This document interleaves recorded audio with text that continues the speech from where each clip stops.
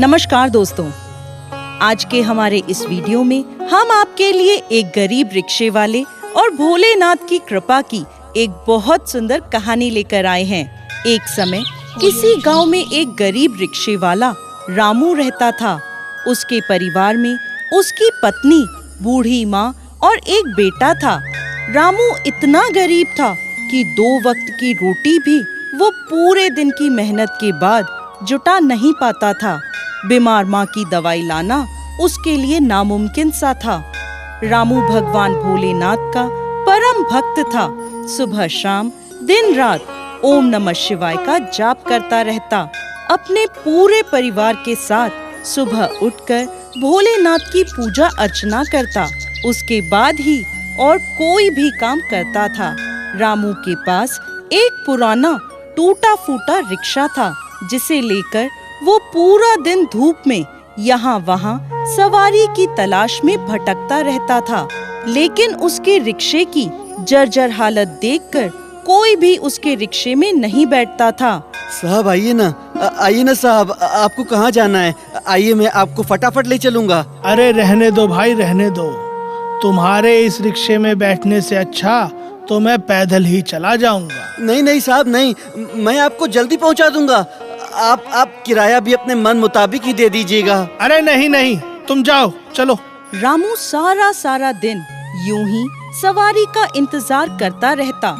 फिर एक दिन, सुनिए जी, मुन्ने को बहुत तेज बुखार है। आप आते समय बुखार की दवा लेते आना। ठीक है, तो मुन्ने का ख्याल रखना। उस दिन भी रामू को कोई सवारी नहीं मिली। शाम को जाकर एक सवारी मिली तो उसने 30 रुपए कमाए।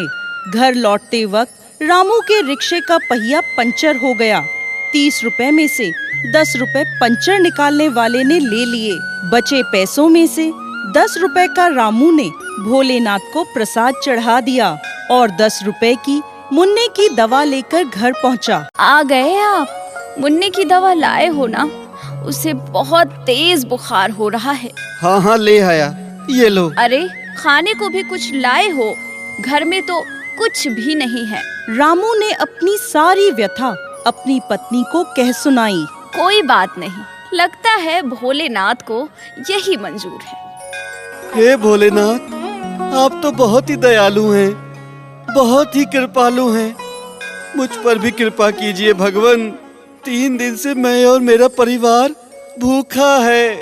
हमें कोई संपत्ति नहीं चाहिए भगवान, परंतु 2 वक्त की रोटी तो जीवन जीने के लिए दे दो भगवान, वरना आपकी दी हुई ये जिंदगी आप वापस ही ले लो। आप ये जिंदगी वापस ही ले लो प्रभु। भोलेनाथ, ये रामू आपका परम भक्त है। आपकी पूजा में, आपके ध्यान में सदा लगा रहता है। फिर इसके नसीब में इतने कष्ट क्यों हैं? पार्वती, रामू अपने पिछले जन्म के कर्मों की सजा भुगत रहा है। अपने पिछले जन्म में ये एक साहूकार का पुत्र था, जो कि सदा बुरे कर्म और बुरी संगत में लिप्त रहता था। इसने अपनी माँ को यातनाएं दी थी और अन्न का अनादर किया करता था।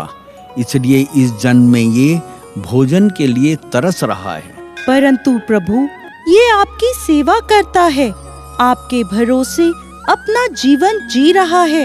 यदि आप इसकी सहायता नहीं करोगे तो इसका आपसे विश्वास उठ जाएगा। ठीक है पार्वती जी, मैं इसकी परीक्षा लूंगा। यदि यह उसमें सफल हो गया तो मैं इसकी सहायता करूंगा। क्या हुआ रामू, आज फिर कोई सवारी नहीं मिली क्या? क्या करूं भाई, इस टूटे फूटे रिक्शा में तो कोई बैठना ही नहीं चाहता। अरे तुम छोड़ दो रिक्शा चलाना, इससे तो अच्छा मंदिर के सामने भीख ही मांग लो, कम से कम 2 पैसे ही मिल जाएंगे। रामू बेचारा उदास बैठा हुआ था कि तभी अरे आप संभालिए, खुद को संभालिए। धन्यवाद बेटा, तुम्हारा बहुत बहुत धन्यवाद। अरे बाबा, इस उम्र में कहाँ भटक रहे हो? क्या बताऊं बेटा, मैं भोलेनाथ के प्राचीन मंदिर में रोज दर्शन करने जाता हूँ। आज भी मैं वहीं के लिए निकला था, लेकिन रास्ते में किसी ने मेरी जेब ही काट ली बेटा, इसीलिए पैदल पैदल जा रहा हूँ।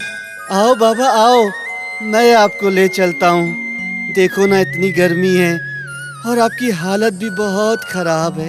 आओ ना, आओ मेरे रिक्शे में बैठ जाओ।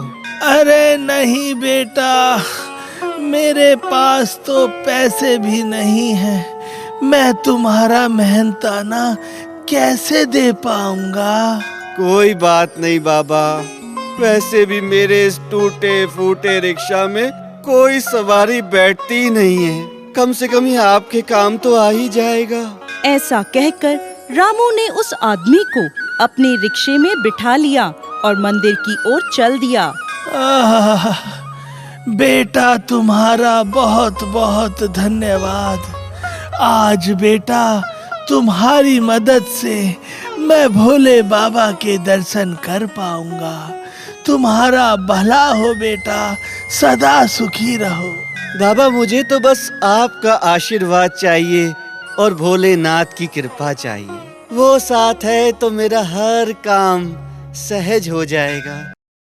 उस आदमी को मंदिर की सीढ़ियों पर छोड़कर जैसे ही रामू पीछे मुड़ा तो देखता है कि उसके टूटे फूटे रिक्शे की जगह एक चमचमाता नया ऑटो रिक्शा खड़ा है। उसे देखकर वो पहले तो कुछ समझ ही नहीं पाया। फिर उसने पीछे मुड़कर देखा तो वो बूढ़ा आदमी उसे वहाँ नहीं दिखा। अब रामू समझ गया कि यह व्यक्ति और कोई नहीं, स्वयं भोलेनाथ हैं। वो बहुत खुश हुआ और खुशी खुशी अपने नए ऑटो रिक्शा में अपने घर की ओर चला। घर पहुंचा तो देखता है कि उसकी टूटी फूटी झोपड़ी की जगह एक आलीशान मकान बना है। ये देख वो चौंक गया। घर के बाहर उसकी पत्नी, माँ और बेटा खड़े थे। उन्हें देखकर रामू बोला, ये क्या हो गया? ये तो चमत्कार ही हो गया। सुनिए, देखिए ना, ये हमारा घर, हमारा अपना नया घर। बाबा बाबा, हम तो मंदिर गए थे, वापस आए तो देखा हमारा घर इतना सुंदर हो गया।